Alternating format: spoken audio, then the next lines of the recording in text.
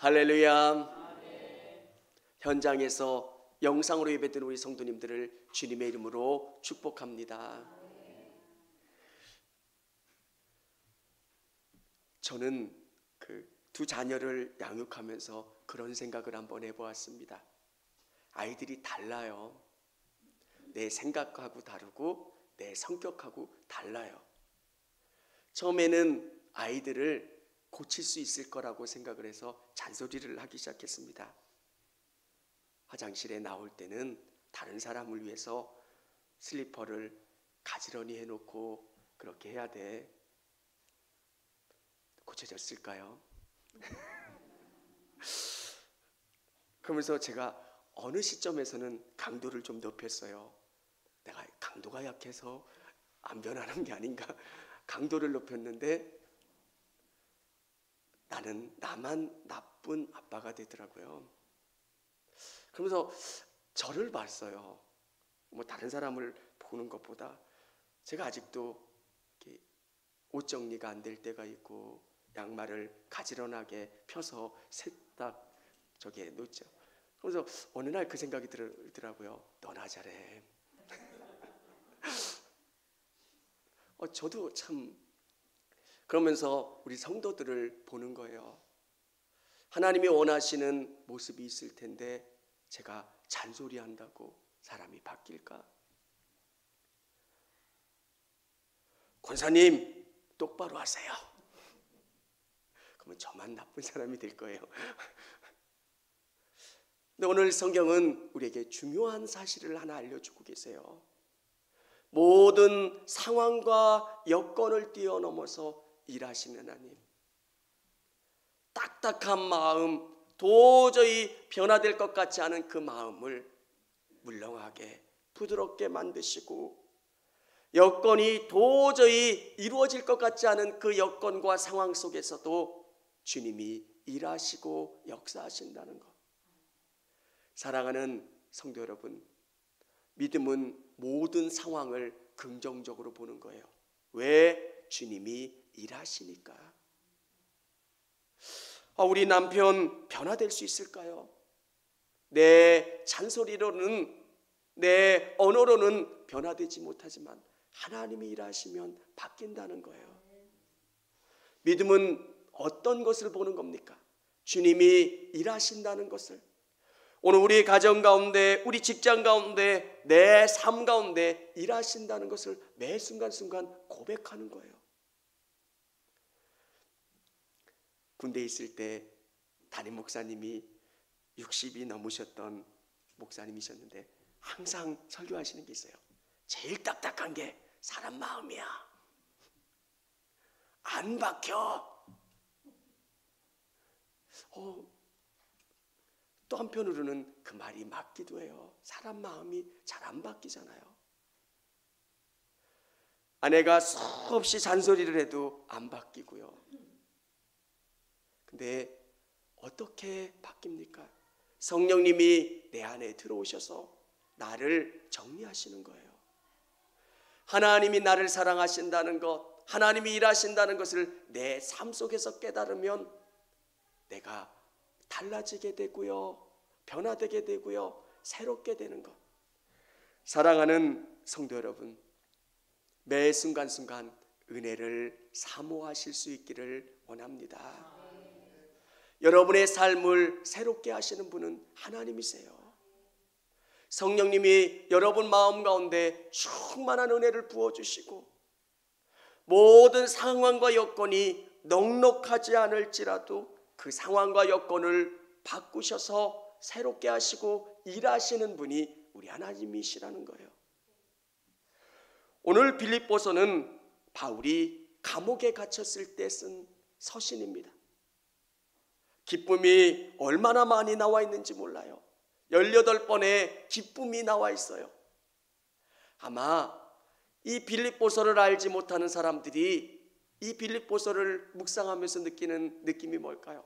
야, 좋은 곳에서 여유로운 상황 속에서 썼나 보다. 그러니까 기쁨이 나오고 감사가 나오고 충만함이 나오지 않을까? 그런데 전혀 그런 상황 가운데 쓴 게 아니에요. 사랑하는 성도 여러분, 믿음은 우리의 상황을 뛰어넘고요.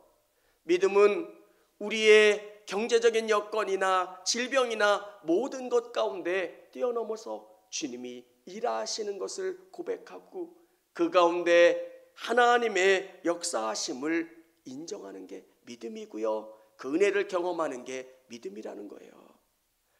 오늘 바울은 걱정합니다. 내가 감옥에 갇혔고 빌립보 교회가 어떻게 될까? 근데 놀라운 것은 매임 상황에서도 복음은 전파된다는 거예요. 바울이 로마 감옥에 갇혔는데 가택연금 상태에 있지 않고 이제는 로마 시위대 감옥으로 끌려가는 그 상황 가운데 있을 거예요. 다른 사람 같으면 끔찍하다, 정말 이 상황이 너무 힘들다 이렇게 고백할 텐데 바울은 이 모든 상황 가운데 복음 전파의 기회가 된다는 것으로 고백하고 있습니다. 12절에 보면 형제들아, 내가 당한 일이 도리어 복음 전파의 진전이 된 줄을 너희가 알기를 원하노라. 갇혀 있었어요. 복음 전파할 수 있는 상황이 아니에요. 모든 상황이 넉넉하고 좋지 않아요. 그런데 바울이 깨달은 게 뭐냐면 나는 묶여 있고 나는 일할 수 없지만 우리 성령님은 일하시고 성령님은 그 모든 가운데 역사하신다라고 하는 것을 깨달았기 때문에 그렇습니다. 여러분, 믿음은 내가 하는 게 아니라 주님이 일하시는 것을 고백하는 거예요. 감옥에 갇혔는데 어떻게 일합니까? 저 사람들은 아직도 믿음이 연약한 사람들이다. 바울이 감옥에 갇혀 있으면 교회는 흔들릴 수 있고 위태할 수 있고 모든 상황이 넉넉하지 않은 그 상황. 그런데 놀라운 것은 바울이 잡혀가니까 일하지 않던 성도들이 기도하기 시작하고요, 일하기 시작하고요, 교회의 든든한 일꾼으로 세워지기 시작했다는 거예요. 여러분, 내가 없으면 교회가 어떻게 될까? 안 그래요. 주님은 여러분을 쓰시는 거고요, 여러분이 쓰실 때 최선을 다하는 거죠. 주님은 또 다른 사람들을 세우시고 또 다른 방법으로 일하세요. 감옥에 갇혀 있으면, 상황이 좋지 않으면, 경제적인 어려움이 있으면 그 상황을 뛰어넘어 일하시는 분이 우리 하나님이시라는 거예요. 저는 우리 성도님들에게 믿음의 눈을 넓게 바라보실 수 있기를 원합니다.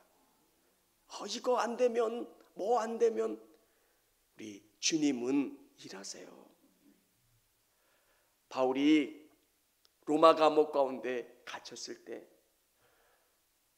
어려움을 감당했을 텐데 그는 그 감옥 가운데서도 낙심하지 않고 최선을 다할 수 있었던 것은 믿음의 눈으로 바라보았기 때문입니다.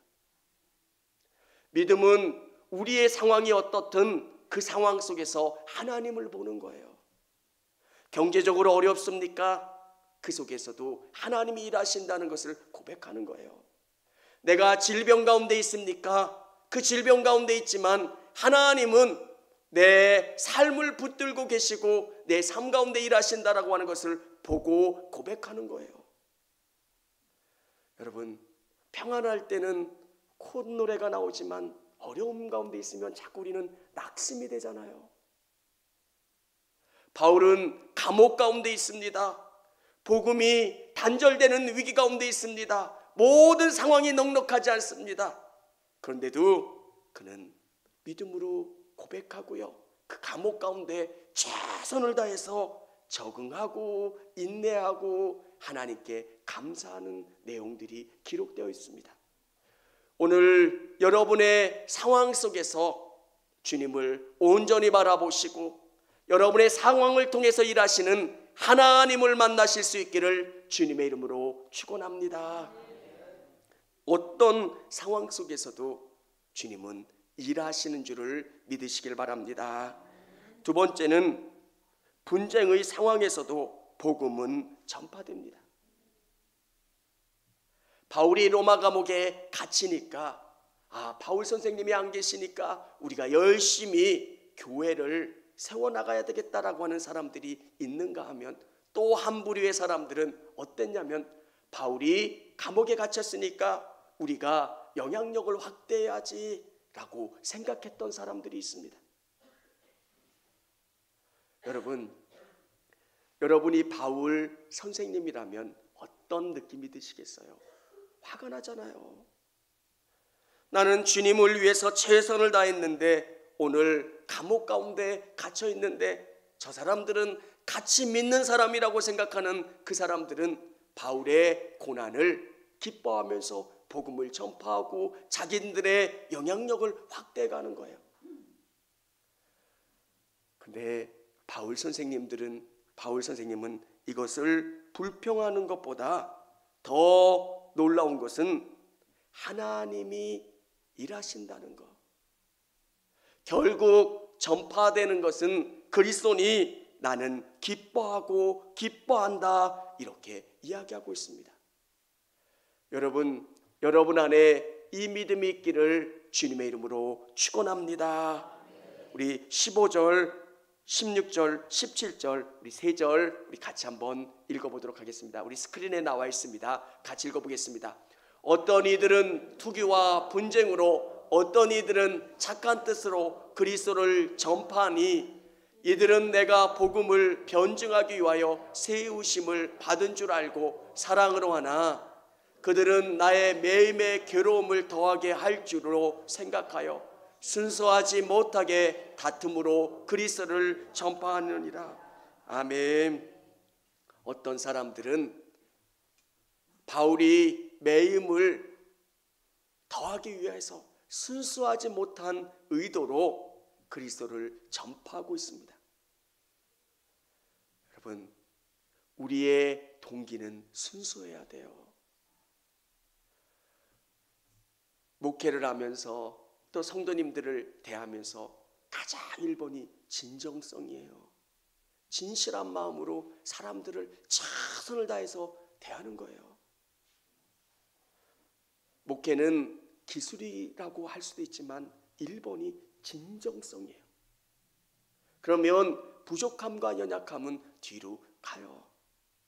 여러분과 1년, 2년 만나는 게 아니라 10년, 20년 만날 건데 제 안에 있는 걸 여러분이 모르시겠습니까? 속임도 알 거고요, 거짓도 알 거고요, 더러움도 알 거고요. 근데 그 부족함이 있고 연약함이 있지만 오직 진실하고 진정성을 가지고 우리를 대한다라고 하는 것 알면 사람들은 신뢰해줘요. 근데 바울이 갖는 마음이 뭡니까? 우리가 진정성을 가지고 사람들을 대해야 되겠지만 바울이 갖는 마음은 전파되는 것은 그리스도니 그것으로 기뻐하고 기뻐한다는 거예요.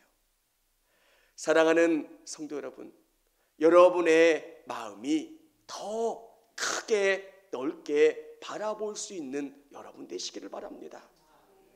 내가 조금 가려지더라도 결국 전해지는 건 그리스도니 그것 때문에 내가 기뻐하고 기뻐하는 것.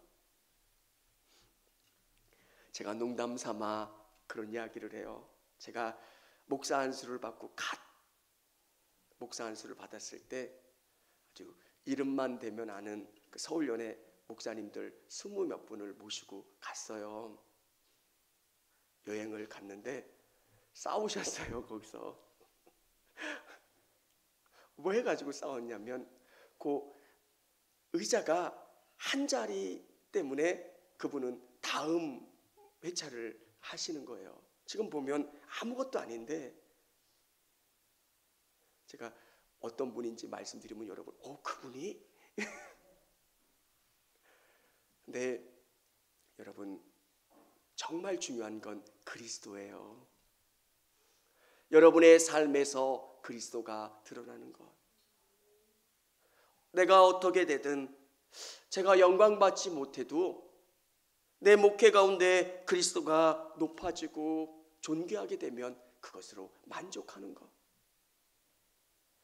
여러분, 교회에서 드러나야 되는 건 그리스도고요. 제 목회에서 드러나야 되는 건 그리스도예요. 그러면 주님을 높이면, 주님께 영광 돌리면 주님이 저를 높여주시고 저를 세워주시는 거예요. 여러분의 인생 가운데 바울과 같은 믿음이 있기를 원합니다. 오직 주님, 제가 어떤 대우를 받든 제가 어떻게 됐든 주님만 높아지시기를 원하면 주님이 여러분을 세워주세요. 바울이 얼마나 귀합니까? 오늘 이 말씀을 잔잔히 묵상하면서 나라면 이렇게 할 수 있을까? 읽는데 화가 나더라고요. 막 이렇게 말씀에 몰입하면 나는 감옥에 갇혀 있고 막 간수들이 욕을 할 거 아니에요. 막 찝찝하고 더럽고 냄새나고. 근데 밖에 있는 저들은 영광도 받고 좋은 음식도 먹고 귀하게 대접받고 화가 날 거 아니에요. 내가 이루어 놓은 게 얼마는데 저거 다 내가 한 건데. 놀라운 것은 바울이 볼 때 뭡니까? 주님이 어떻게 됐든 주님이 높아지시고 주님이 전파되고 주님이 영광 받으시면 그것으로 나는 족하다. 여러분, 오늘 그렇게 고백했던 바울은 우리가 다 기억하지만 오늘 그렇게 주장했던 사람들은 아무도 기억하지 못해요. 여러분이 오직 주님을 높이실 때 주님께서는 여러분의 인생을 책임져 주시고 놀랍게 해주실 줄을 믿으시기를 바랍니다. 오늘 성경은 어떤 상황에서도 구원은 이루어집니다. 어떤 상황에서도.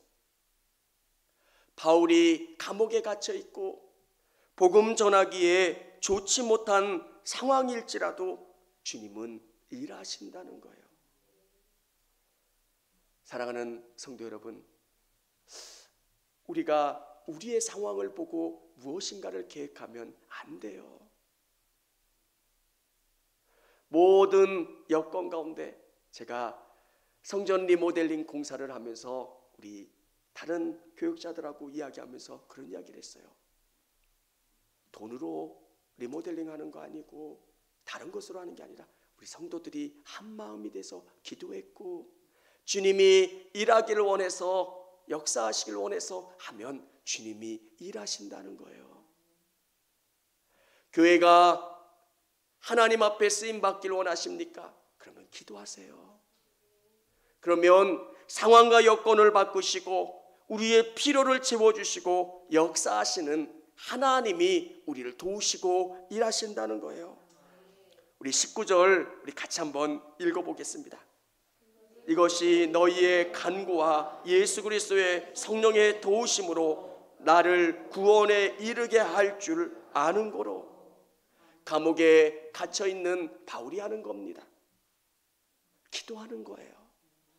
그리고 성령의 도우심을 간구하는 거예요.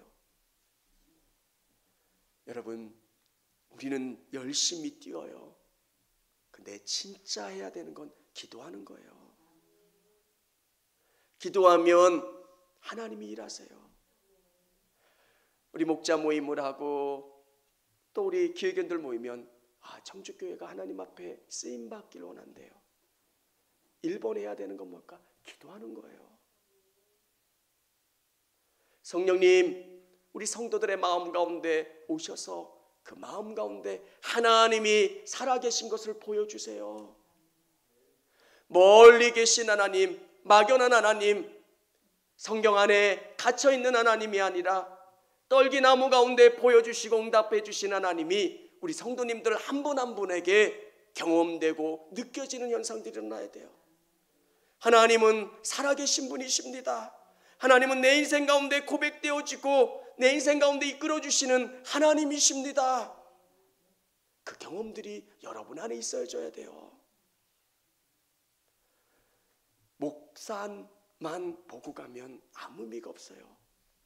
이곳 가운데 살아계신 하나님을 만나고 돌아가셔야 돼요. 먼 거리 교회를 오셨잖아요. 그러면 여기서 만나야 되는 것은 하나님은 살아계신다는 거예요. 나의 상황과 여건을 뛰어넘고 내 마음의 상태를 뛰어넘어서 나를 바꾸시고 나에게 은혜 주시고 나에게 믿음을 통해서 내 상황을 뚫고 나갈 수 있도록 역사해 주시는 분이 하나님이시라는 거예요. 방법은 성령님이 일하시는 것. 성경은 성령에 대해서 이렇게 이야기합니다. 보혜사 곧 아버지께서 내 이름으로 보내실 성령, 그가 너에게 모든 것을 가르치시고 내가 너에게 말한 모든 것을 생각나게 하시리라. 성령께서 여러분 안에 역사하시면 하나님이 원하시는 게 뭔지를 가르쳐 주시고 깨닫게 해주시고 생각나게 해주신다는 거예요.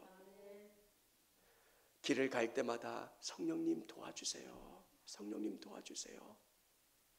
저는 연약합니다. 그분과 동행한다는 건 계속 그분을 인정하는 거예요. 내가 누군가를 설득해서 직장 가운데 일하기가 얼마나 어렵습니까? 내 방법으로 일하기가 얼마나 어렵습니까? 그래서 매 순간순간 고백하는 거예요. 성령님 도와주세요. 성령님 도와주세요. 성령님 일하여 주세요. 기도하고 성령을 간구하는 것. 또 어떤 상황 가운데 어떻게 구원을 이루시느냐? 20절 우리 같이 한번 읽어보겠습니다. 나의 간절한 기도와 소망을 따라 아무 일에든지 부끄러워하지 아니하고 지금도 전과 같이 온전히 담대하여 살든지 죽든지 내 몸에서 그리스도가 존귀하게 되게. 아멘. 지금 바울의 상황이 어디입니까? 감옥 아니잖아요. 우리도 지갑에 돈이 없으면 조금 위축되잖아요. 지갑 놓고 왔네. 바울이 경험하는 상황은 넉넉한 상황이 아니에요. 감옥 안에 죄인입니다. 얼마 지나지 않으면 죽을 수도 있는 상황이에요. 죽음이라는 게 얼마나 두려운지 몰라요. 그 상황 가운데 바울이 고백하는 것, 부끄러워하지 아니한다는 거예요. 담대한 거예요. 그리고 그가 담대하고 자랑스럽고 자기가 존귀한 거예요. 여러분이 화려한 옷으로 시장에도 진짜 당당할 수 있는 것은 하나님이 여러분과 함께 해주시고 여러분의 삶을 이끌어 주신다는 확신이 있어야 담대한 거예요.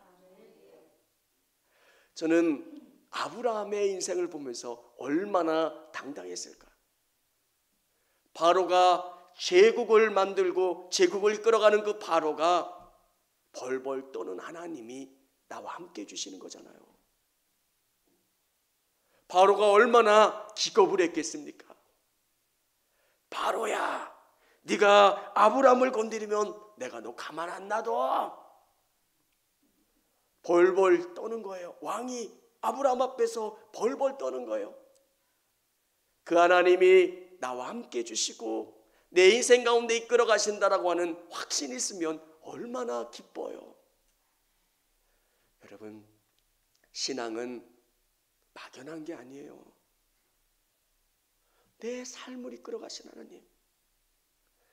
내가 정말 낮은 최악의 상황 가운데 있어도 하나님이 나와 함께 해주시고 내게 담당함을 주시고 위로를 주시는 것 때문에 그 가운데 바울은 자신감을 가질 수 있는 거예요. 여러분, 경제적인 위기만 와도 얼굴이 바뀌잖아요. 질병 가운데 있어도 낙심이 되잖아요. 그 모든 상황 가운데 담대할 수 있는 것, 하나님이 그 가운데 함께 하신다는 거예요. 바울의 그 담대함은 그를 보는 모든 사람들이 위로를 받고 정말 바울을 볼 때마다 하나님이 살아계신다는 게 느껴지는 거예요. 예수 믿으세요. 예수 믿으세요. 이렇게 하지 않아도 여러분 안에 비치는 그 향기가 다른 누군가에게 예수님을 느낄 수 있게 하는 거예요. 처음 예수님을 믿고 복음 증거해야 된다고 하는 소리를 들었을 때 말로 하는 줄 알았어요. 강권하여 내 집을 채우라 말씀하실 때 들고 와서 끌어다가 교회를 채워야 되는 줄 알았어요. 어느 시점인가 깨닫게 되는 것. 내가 변화되는 거. 내 안에 예수님 만난 경험들이 있어지면 나를 보면서 사람들이 다르게 경험되는 거예요. 내 언어를 통해서, 내 얼굴빛을 통해서 하나님이 느껴지고 경험되는 것.